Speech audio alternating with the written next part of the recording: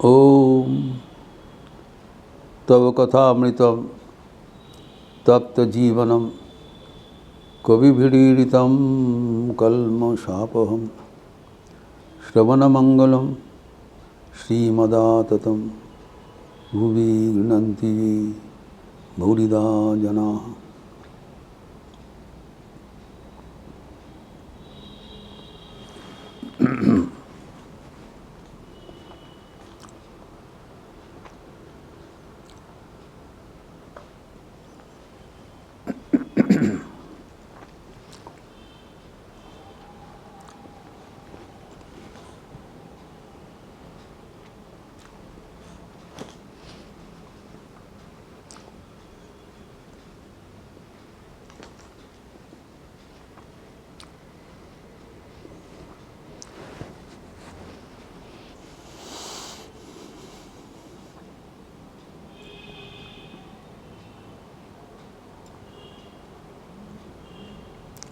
श्री श्री ठाकुर कह रहे हैं कि न केवल सत्य को पकड़ के रहना चाहिए, उसके साथ भगवान के प्रति समर्पण भी चाहिए एवं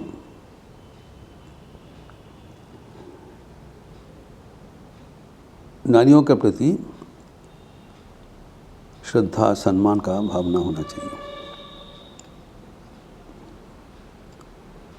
तुलसीदास का युक्ति है, उल्लेख करके ठाकुर कहते हैं, सत्य वचन और अधीनता परस्त्री मातृ समान। ईश्वर लाभ हेतु ये अव्यक्त औषध है। ऐसे न हरि मिले तो तुलसी झूठ जवान। ईश्वर लाभ के प्रकृष्ट उपाय है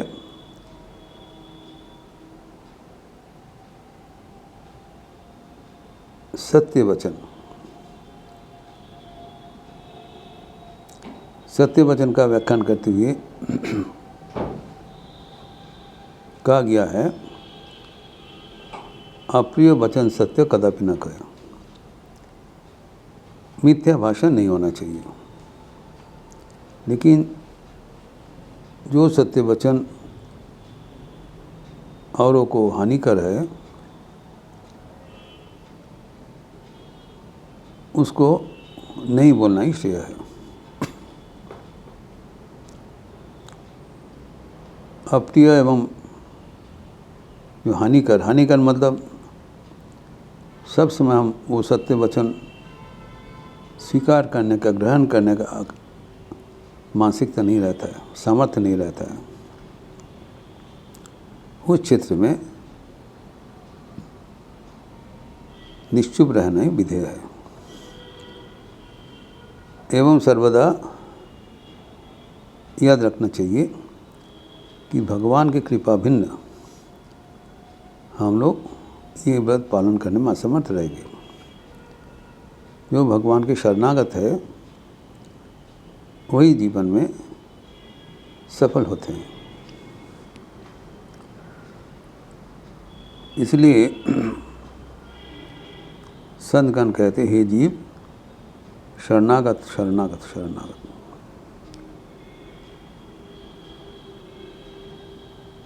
भगवान श्री कृष्ण भगवद गीता में भी कहा है, माम एव य प्रपद्यन्ते मायामितं तरन्ति। माया का प्रकोप से उद्धार पाने के लिए भगवान की कृपा ही एकमात्र पंथा है। और वो जीवन में आचरण के माध्यम से हम सफल करते हैं। आचरण में एक सत्य वचन, दूसरा परस्त्री मातृ समान।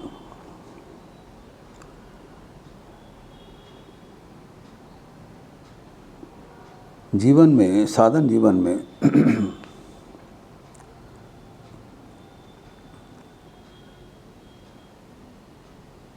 नारियों के प्रति हमारा क्या व्यवहार होना चाहिए। इसमें अनेक प्रकार का चिंतन है।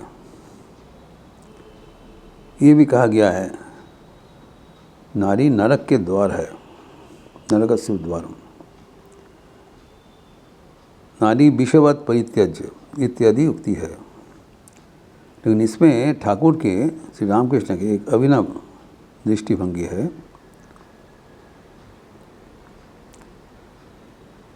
स्वामी तुरानंद जी बचपन में अत्यंत कठोरी साधक थे एवं शास्त्र पाठ करके उनका मन में ये विचार आया कि आध्यात्मिक जीवन में नारी सबसे बड़ा प्रतिबंधक है। लेकिन ठाकुर उनके मनोभाव लक्ष्य करके बताया, देखो अगर तुम नारी को घृणा करोगे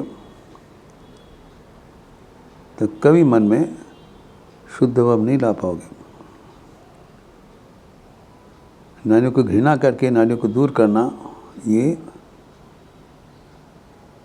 मतलब नहीं, हो नहीं पाएगा। नारियों के प्रति श्रद्धा सम्मान का अगर भावना करोगे तभी तुम नारियों के प्रभाव से मुक्त हो पाओगे। एवं नारियों के भीतर मातृ भावना सबसे पवित्र भावना है। ये श्री रामकृष्ण अपने जीवन में दिखाया। परिपूर्ण रूप से नारियों के प्रति निर्भरशील एवं ये आचरण माताओं के प्रति शिशु का जो मनोभाव है उससे ही संभव हो सकता है। इस अवतार में दिखाया ये किस प्रकार आचरण करने से हम आसानी से लक्ष्य तक पहुंच जाएंगे। स्वामी विवेकानंद कहते हैं कि भारत में हमारे पतन के कारण है स्त्रीलों के प्रति असद आचरण, नारी निर्यातन, नारियों के प्रति अश्रद्धा एवं दुरुपयोग। यद्यपि पश्चिमी दुनिया में उन के साफल्य का मूल रहस्य है नारियों का अग्राधिकार, लेडीज़ फर्स्ट, जबकि हमारे यहाँ पर लेडीज़ लास्ट। यही परंपरा है। घर में माताओं सबसे पीछे भोजन लेते हैं, सबको खिलाकर। हर सेक्रीफाइस इज मोस्ट। लेकिन इससे नारी महिषी होती है। स्वामी जी कहते हैं जो पश्चिम दुनिया में नारियों का प्रति जो इनके आदर वो शुद्ध बुद्धि के माध्यम से नहीं, नारियों का ये लोग भोग्य उपकरण समझते हुए नारियों का सम्मान करते हैं। लेकिन भारत में हमारे नारियों के प्रति सम्मान, श्रद्धा का दृष्टिभंगी है। इसलिए हमारे जो अग्रगति वो बराबर रहेगा। It will become a permanent progress because we respect the women.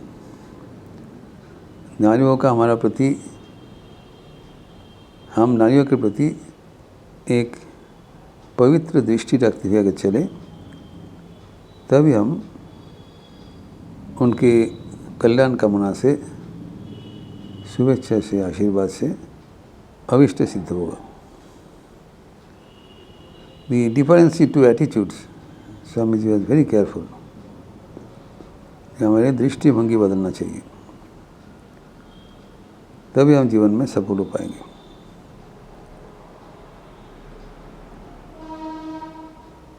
तो यहाँ पर जो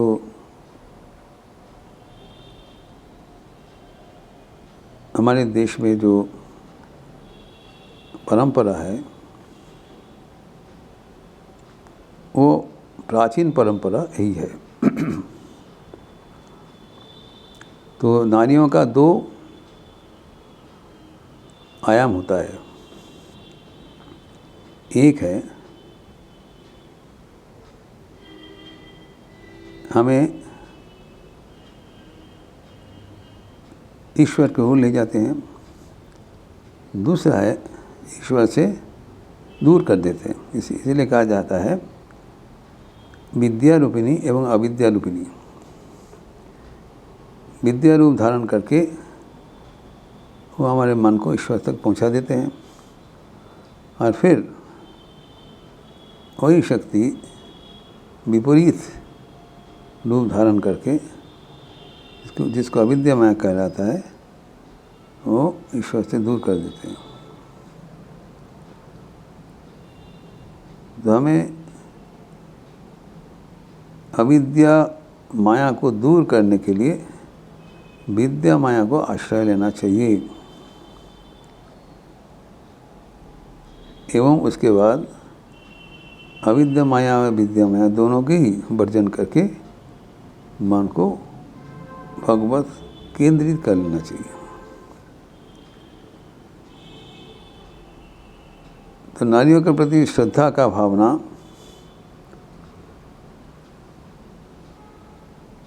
रखते हुए नारियों के प्रति जो हमारे विपरीत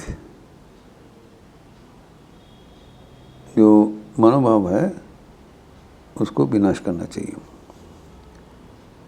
इसलिए बताया कि जो मातृरूपिणी देवी को सम्मान करते हुए एवं ठाकुर अपने जीवन में करके दिखाया। यहाँ पर तो कहा परश्री मातृ समान, ठाकुर के जीवन में करके दिखाया। स्वयं जो अपना स्त्री को भी, स्वयं माँ माया को माँ के रूप में देखते थे, चारों ओर उनका मातृभाव था। ये श्री माँ शारदा देवी ने कबूल किया। जगते सब नारीर प्रति ओनार मातृभाव छिलो। That is the highest and. मंदिर में जो माँ पूजिता हो रही है, नहावत में जो माँ है और जो माँ अभी पद सेवा कर रही है, तीनों एक है, कोई फर्क नहीं है। जब हमारा जीवन इस रूप मातृमय हो जाएंगे कि हम सर्वदा ईश्वर से जुड़े हुए हैं किसी भी प्रकार से, तब माँ का कल्याण हस्त से हम लोग बराबर सुरक्षित रहेंगे एवं हमारा आध्यात्मिक जीवन अनिवार्य रूप से सफल हो जाएगा। यही ठाकुर का सीख है। न केवल बताया, अपने जीवन में करके दिखाया एवं भक्तगणों का जीवन में भी प्रतिफलित करवाया। To make it a valid and most certain method of साधना। इस उपाय से अति आसानी से हम लक्ष्य प्राप्त कर सकते हैं। जीवन में नारियों का जो अवदान वो अनस्वीकार्य है, अतीव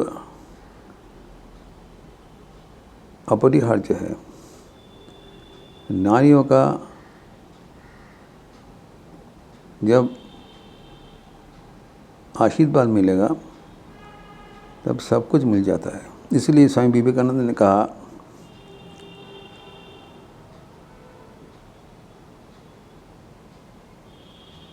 जत्र नार्यस्तु पूज्यन्ते रमन्ते तत्र देवताः। जिस समाज में, जिस परिवार में, जिस घर में, जिस देश में, जिस राष्ट्र में नारियों का मर्यादा है, सम्मान है, उनकी सफलता अनिवार्य है। पक्षांतर में जहाँ पर नारियों का अमर्यादा है, निर्यातन है, अवज्ञा है, वहाँ पर कोई अग्रगति होना संभव नहीं है, जिस कारण ही भारत की इस अवस्था हुआ था। इसीलिए स्वामी जी कहते हैं इसको पुनरुत्थान के जाकर भारत को पुनरुत्थान करने के लिए पहले ही नारियों का मर्यादा पुनरुद्धार करना पड़ेगा, और वो होने वाला है श्री माँ शारदा देवी के नेतृत्व में। ठाकुर उनको सबके जीवन को उद्धार करने के लिए, हमारे राष्ट्र का उद्धार करने के लिए पुनः नारी पूजा का प्रवर्तन किया एवं केंद्र बिंदु में श्री माँ शारदा देवी को स्थापन किया, ताकि प्रत्येक व्यक्ति नारी के प्रति मर्यादा ज्ञापन करते हुए इस जीवन में ही भगवान को प्रत्यक्ष कर सके एवं सामूहिक रूप में सबके कल्याण कर सके।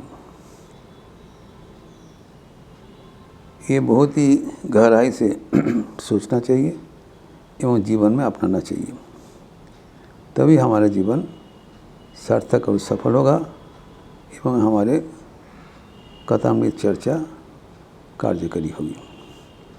इस प्रसंग को और भी आगे बढ़ाते हुए हम लोग अगले दिन चर्चा करेंगे। ओम शांति शांति शांति।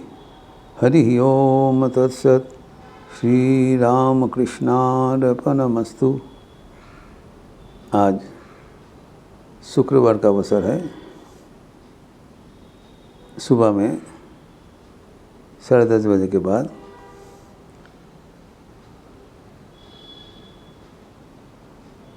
माँ की मधुस्मृतियाँ शारदा संघ की क्लास है एवं संदर्भ के पुराण पतंजलि योग सूत्र पर प्रवचन,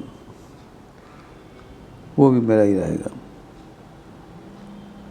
अच्छे रहिए, स्वस्थ रहिए, आनंद में रहिए। नमस्कार।